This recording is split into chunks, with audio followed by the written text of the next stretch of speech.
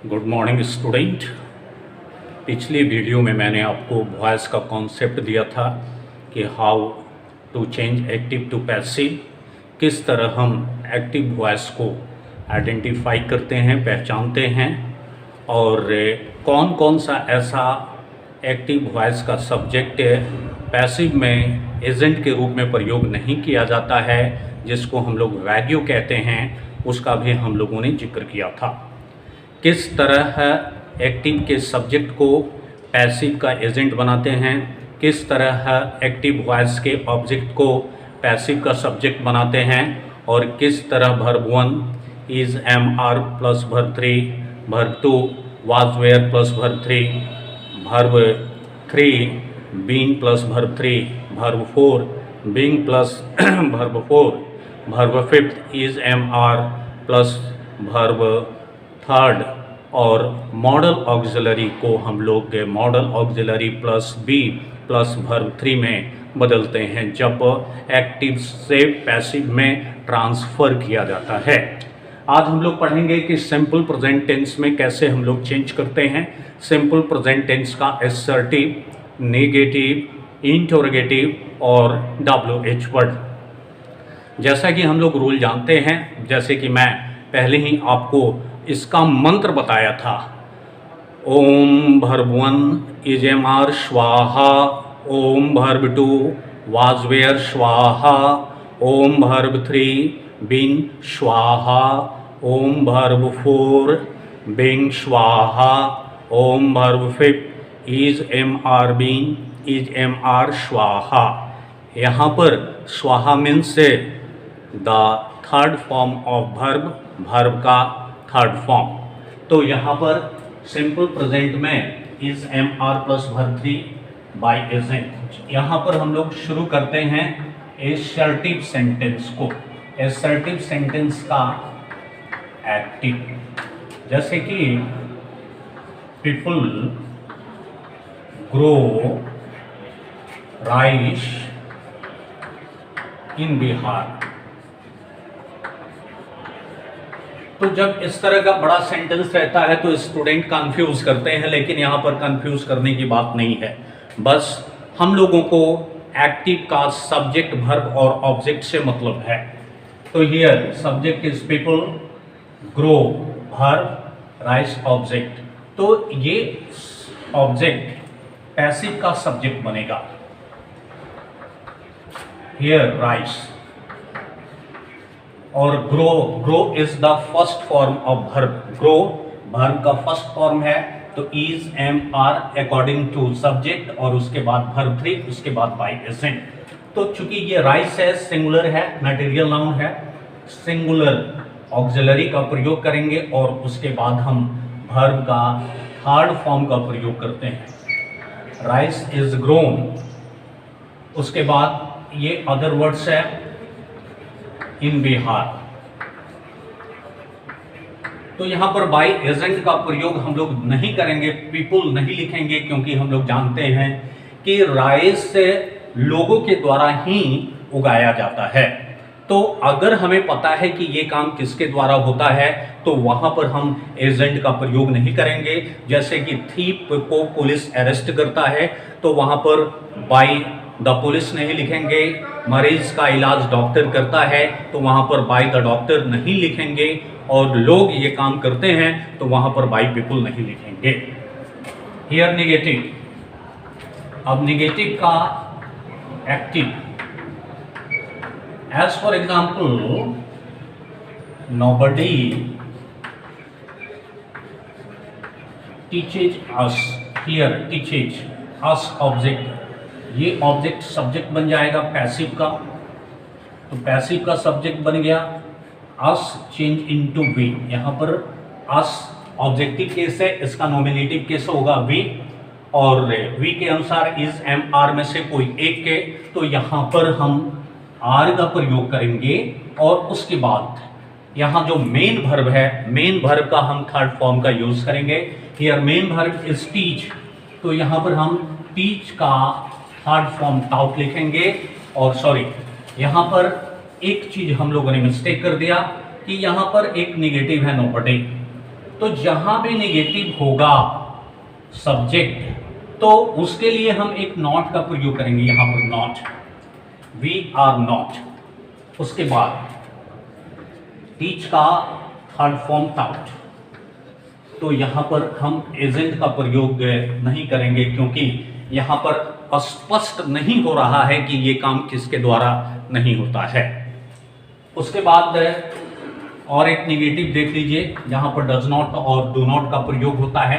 आप जानते हो कि अगर डू या डज का यूज करते हैं निगेटिव या इंटरोगेटिव में, तो इन दैट प्लेस हम लोग वहां पर इज एंड आर का प्रयोग करते हैं।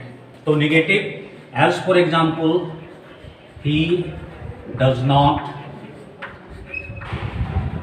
Help me, he does not help me, he subject, does not negative word, auxiliary verb, help main verb, me object, और ये ऑब्जेक्ट पैसिव का सब्जेक्ट बन जाएगा।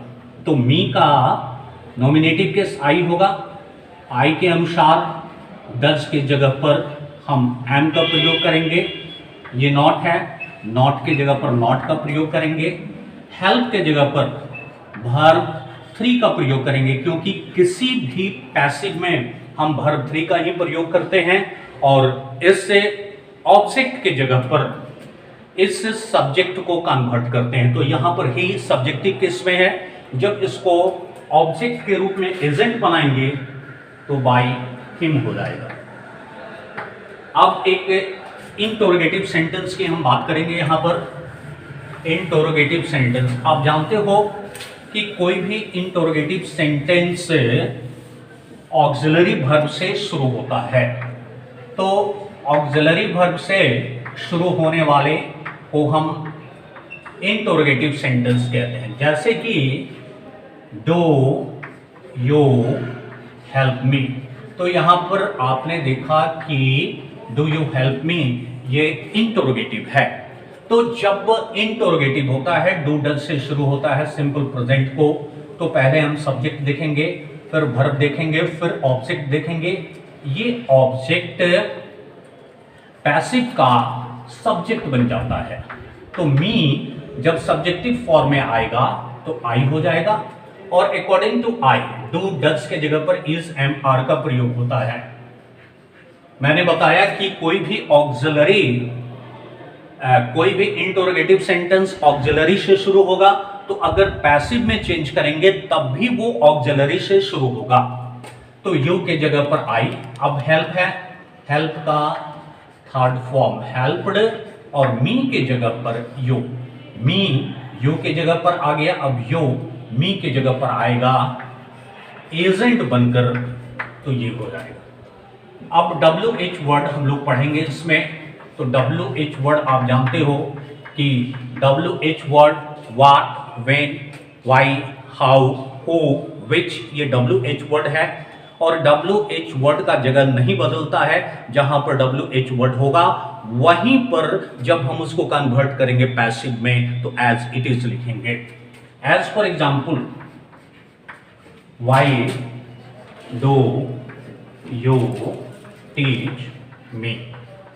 तो here why do you teach me, तो why WH word no change, why का place वही रहेगा। और आपको मालूम है कि डू डज के जगह पर हम इज एम आर लिखते हैं। ये सब्जेक्ट है, इसके जगह पर मी आ जाएगा, मी ऑब्जेक्टिव केस है, यहाँ आएगा सब्जेक्टिव केस। अकॉर्डिंग टू आई हम एम का प्रयोग करेंगे, वाई का प्लेस नहीं बदलेगा। और यहाँ पर टीच का थर्ड फॉर्म होता है टाउट, और यू के जगह पर, मी के जगह पर यू आएगा एजेंट बनकर, तो बाई यू। तो ये WH वर्ड है। WH वर्ड का आपने देखा कि पैसिव कैसे बनता है। एक और WH वर्ड का मैं आपको पैसिव बता रहा हूं जो हु से शुरू होता है। Who teaches, who teaches the poor, गरीब को कौन पढ़ाता है।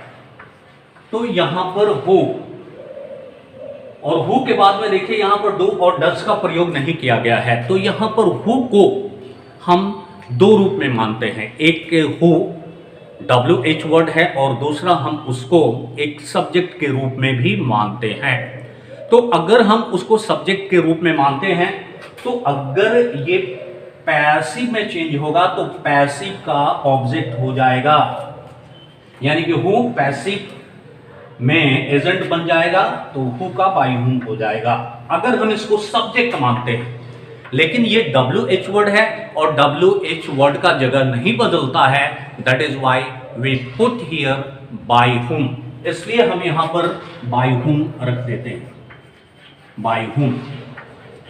और आप देख रहे हो टीचर्स, टीचर्स क्या है, ये वर्ब फिफ्थ है, तो वर्ब फिफ्थ के जगह पर इज एम आर में से कोई एक के सब्जेक्ट के अनुसार और उसके बाद हम वर्ब थर्ड का प्रयोग करते हैं। अब यहां पर द पुअर है, द पुअर यहां पर आ जाएगा और द पुअर के अनुसार, द पुअर प्लूरल होता है इसलिए हम आर का प्रयोग करेंगे, by whom are the poor, और टीच का थर्ड फॉर्म होगा टाउट।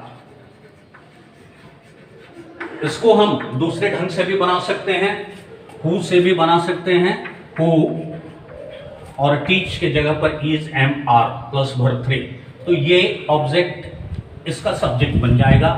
तो द पुअर प्लूरल है इसलिए द प्लूरल के पहले हम आर का प्रयोग करेंगे और उसके बाद टीच का डॉट हो जाएगा और यहां पर हम बाई का प्रयोग कर देंगे। तो आपने देखा कि किस तरह सिंपल प्रेजेंट टेंस को हम लोग चेंज करते हैं। तो यहाँ पर हम लोग अब पढ़ेंगे प्रेजेंट कंटिन्यूअस टेंस को किस तरह पैसिव में चेंज करेंगे। तो प्रेजेंट कंटिन्यूअस टेंस का पैसिव का फॉर्मेट होगा is am are according to subject of passive, उसके बाद बीइंग का प्रयोग करेंगे क्योंकि वर्ब में आईएनजी है इसलिए बी में हम आईएनजी का प्रयोग करेंगे।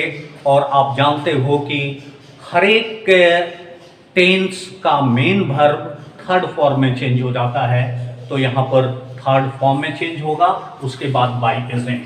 जैसे कि हम लोग देख रहे हैं I am teaching you now, मैं अभी आपको पढ़ा रहा हूं। तो यहां पर आप I subject, am auxiliary verb, here teaching verb 4, you object and now it is adverb of time. अब हम ये दो चीज को देखेंगे, तीन चीज को देखेंगे। ये ऑब्जेक्ट को हम सब्जेक्टिव केस में बदल देंगे, तो यू के जगह पर, आई के जगह पर यू आ जाएगा। अकॉर्डिंग टू आई हम एम लिखते हैं, यू के अनुसार आर लिखेंगे।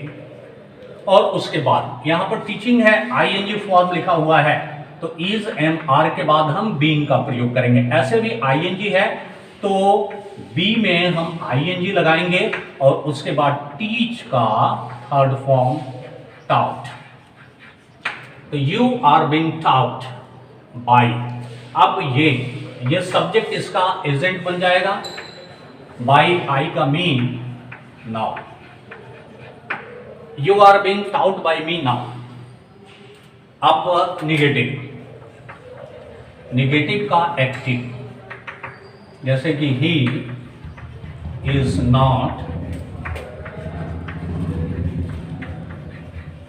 Helping me, he is not helping me, he subject is auxiliary verb not negative, helping verb for me object। तो ये मी को जब हम सब्जेक्टिव फॉर्म में लाते हैं पैसिव का, तो आई हो जाएगा, आई के अनुसार एम लगेगा, ही है तो इज लगा है, आई है तो एम।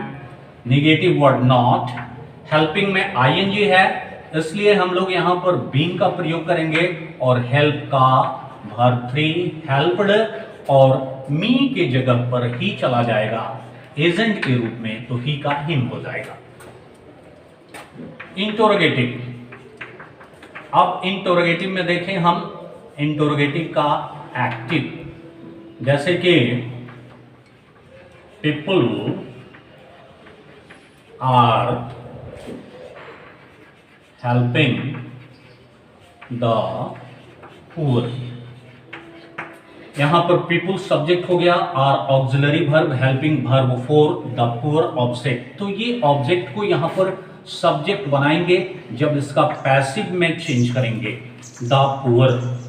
तो यहाँ पर पीपुल के जगह पर द पुअर आ गया और पीपुल है तो आर है, द पुअर प्लूरल होता है, that is why we write are. Are यहाँ पर लिखेंगे। उसके बाद हेल्पिंग है, जहां पर भी आईएनजी फॉर्म होगा वहां पर हम बीइंग का प्रयोग करेंगे और हेल्प का मेन वर्ब है और इसका third form helped.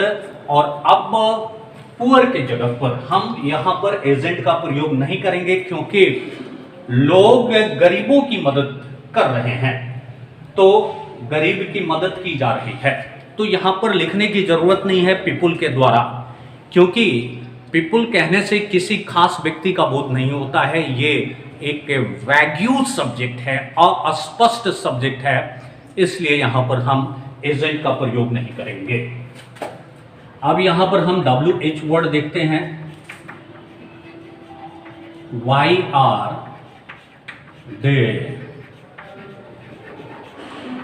Helping me, वे लोग मेरी मदद क्यों कर रहे हैं। YWH वर्ड इसका जगह नहीं बदलेगा, ऑक्सिलरी वर्ब का जगह नहीं बदलेगा, दे सब्जेक्ट है, हेल्पिंग वर्ब